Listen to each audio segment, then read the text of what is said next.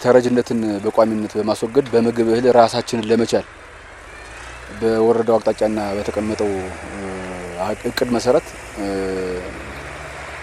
የወል መሬቶችንና ከዚህ በፊት ወደ ምርት ያልገቡ አካባቢዎችን በምርት ስርዓት በማስገባት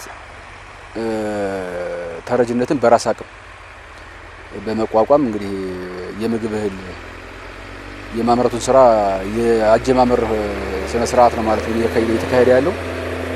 በዚህም ወረዳችን ላይ እስከ 20 ሄክታር ለይተናል። በዚሁ ምርት ገገንት የሚገባ በሁለት ቀበሌዎች ላይ ወደ ተግባር ገብተናል። እንግዲህ እስከ ማክሰኞ ድረስ የእርሻ እንቅስቃሴ በሜካናይዜሽን ጋር በማስተሳሰር ወደ ስራ ገብተናል ማለት ነው። የእርሻ ድግግሞሹን ጠብቆ በቀጣይ ጥቂት ቀናት ሁለተኛና ሶስተኛ እርሻ ከታትለን የታረሰውን በመከስከስና ቀጣይ የእርሻ ስራውን በማስቀጠል ወደ ዘር ስራው ዝግጅት የምናደርግ ይሆናል ማለት ነው። ለዚህም በቂ ግብአትና የምርጥ ዘር ዝግጅት ጭምር አድርገናል ማለት ነው። ራሱን ቻለ ግብረ ኃይልም ተቋቁሟል።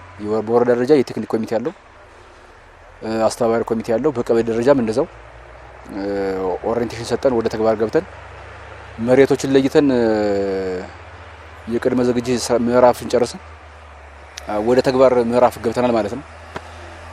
ይሄን ለመጨመር ነው እቅዳችን። አጠቃላይ ወደ 103 ሄክታር ነው የተሰጠን በዞን ግብርና መምሪያችን በኩል። እስካሁን የለየናቸው 20 ሄክታር ለይተናል። ቀጣይ አዳጊ የሚሆን መረጃ ሆኖ ማለት ነው። 20 ሄክታር ግን እንግዲህ ዛሬ የጀመረን የእርሻ ስራ እንቅስቃሴ በሜካናይዜሽን መልኩም ቢሆን ህብረተሰቡን አሳታፊ በማድረግ የእርሻ ስራ ተጀምሯል።